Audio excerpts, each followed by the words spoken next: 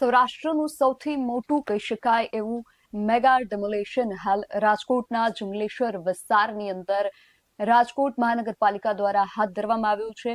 ખૂબ મોટો પોલીસ કાફલો તૈનાત કરવામાં આવ્યો છે। અર્ધલશ્કરી દળોની સુરક્ષા વચ્ચે ડેમોલેશનની જે કાર્યવાહી છે વહેલી સવારે સૂર્યનું પહેલું કિરણ પડે એની સાથે જ ચાલુ કરી દેવામાં આવી હતી।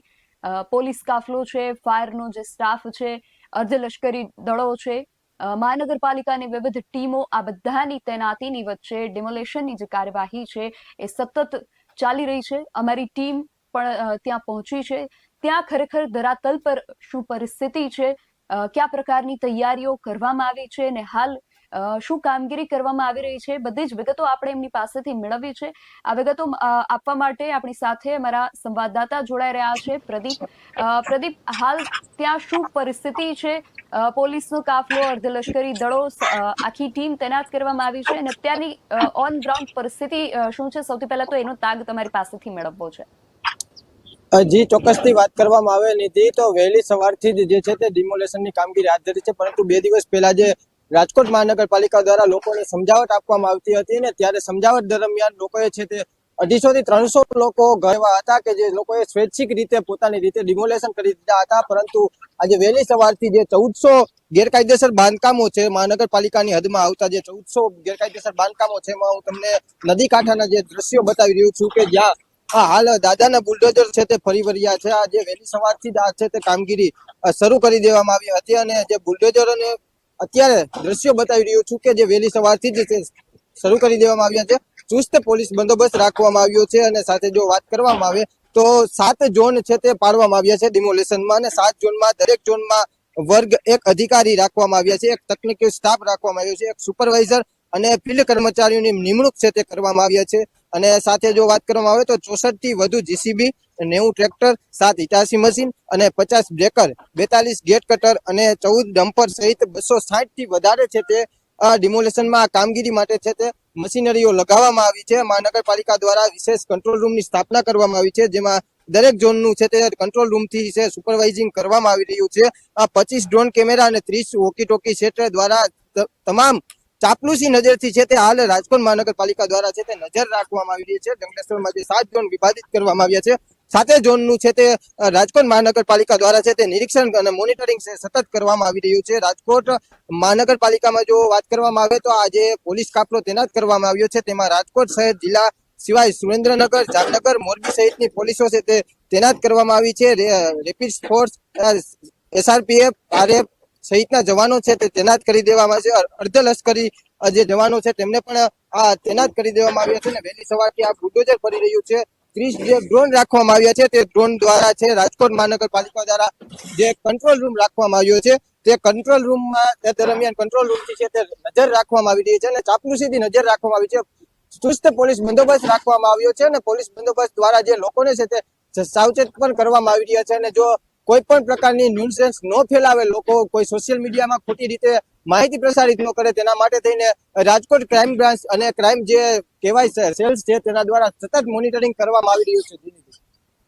જી પ્રદીપ, એ પણ આંકડો જાણવો છે કે 1400 થી વધુ મકાનો જે હતા એમને તોડી પાડવામાં આવનાર હતા, એમાંથી કેટલા લોકોએ સ્વૈચ્છિક રીતે અંત સુધીમાં મકાનો પોતપોતાના જે હતા એને ખાલી કરી દીધા હતા?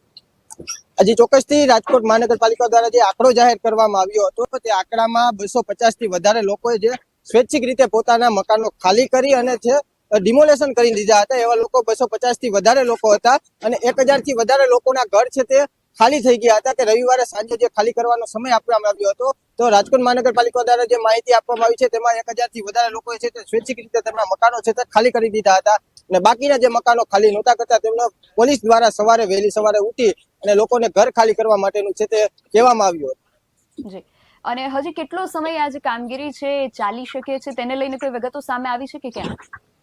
જી ચોક્કસથી નિધિ, અત્યારે મળતી માહિતી મુજબ એવું લાગી રહ્યું છે કે 2 થી 3 દિવસ છે તે કામગીરીને લાગી શકે, કારણ કે જે આ નદી કાંઠાનો વિસ્તાર છે ત્યાં મશીનરીને લાવવી ખૂબ જ મુશ્કેલ છે કે સાંકડી ગલીઓ છે અને ઘણા એવા પ્રશ્ન છે જેના લઈને રાજકોટ મહાનગરપાલિકા જે કામગીરી કરી રહી છે। હું તમને આ દ્રશ્યો બતાવું છું કે આજે નદી કાંઠાનો વિસ્તાર છે કે જ્યાં મશીનરી ચાલી રહી છે। આ નદી કાંઠાના વિસ્તારમાં જે મશીનરીને આવવા માટેનો જે રસ્તો છે તે ખૂબ જ સાંકડો હોવાના કારણે અત્યારે જે પાછળની જે કામગીરી છે એટલે તેના લીધે જે 2-3 દિવસનો છે તે સમય લાગી શકે છે. તમને હું આ દ્રશ્ય બતાવી રહ્યો છું જે નદી કાંઠા વિસ્તારના છે કે જ્યાં વહેલી સવારથી જ આ જે કામગીરી કરવામાં આવી છે અને ઘણો ખરો તમને આ દ્રશ્યોમાં દેખાઈ રહ્યું છે કે ઘણું ખરું જે નદી કાંઠાનું છે તે ડિમોલેશન કરવામાં આવ્યું છે અને જે ટીપી રોડ મેન કહેવામાં આવે છે રાજકોટ મહાનગરપાલિકાનો આ ટીપી રોડ ખાતે જે આવતું હતું બચ્યું એ ટીપી રોડ ખાતે પણ વહેલી સવારથી ડિમોલેશન કરવામાં આવ્યું છે. જ્યાં સૌથી વધારે ડિમોલેશન થઈ ચૂક્યું છે કારણ કે જે મેન રસ્તા ઉપરનું છે તે મશીનરીને ત્યાં જવા માટે કોઈ સમસ્યા ન આવતી એટલે ત્યાં વહેલી સવારથી ઝાઝા ડિમોલેશન જોવા મળી રહ્યું છે. પણ નદી કાંઠે જે સમસ્યા એટલે કે સમય લાગી શકે એટલે 2 થી 3 દિવસ જેવો સમય લાગી શકે છે. જી પ્રદીપ, આપ અમારી સાથે જોડાયા તે બદલ આપનો ખૂબ આભાર. તો જે રીતે આપણે માહિતી મેળવી કે હજુ 2 થી 3 દિવસ જેટલો સમય જે છે આમાં લાગી શકે છે કારણ કે ખૂબ વિશાળ જગ્યા છે. 87,000 ચોરસ મીટર જેટલી આ જે જગ્યા છે ત્યાં આ ડિમોલેશનની જે કામગીરી છે હાથ ધરવામાં આવી છે. 300 કરોડથી વધુની કિંમતની આ જે જગ્યા છે એ છે ને રાજકોટ મહાનગરપાલિકા ની જે ટીમ છે, પોલીસનો કાફલો તૈનાત કરી દેવામાં આવ્યો છે, અર્ધલશ્કરી દળો પણ તૈનાત કરવામાં આવ્યા છે અને દાદાનું જે બુલડોઝર છે એ જંગલેશ્વર વિસ્તાર ઉપર હાલ ફરી વળ્યું છે અને આ ડિમોલેશનને લઈને આ ડિમોલેશન જે છે સૌરાષ્ટ્રનું સૌથી મોટું કહી શકાય એવું ડિમોલેશન છે. એટલા માટે એને લઈને જે પણ સતત અપડેટ્સ સામે આવી રહી છે અમે સતત આપને સુધી પહોંચાડતા રહીશું. દરેક વિગતો જે જંગલેશ્વરમાંથી સામે આવે છે તેને મેળવવા માટે આપ સતત અમારી સાથે જોડાયેલા રહેજો. હાલ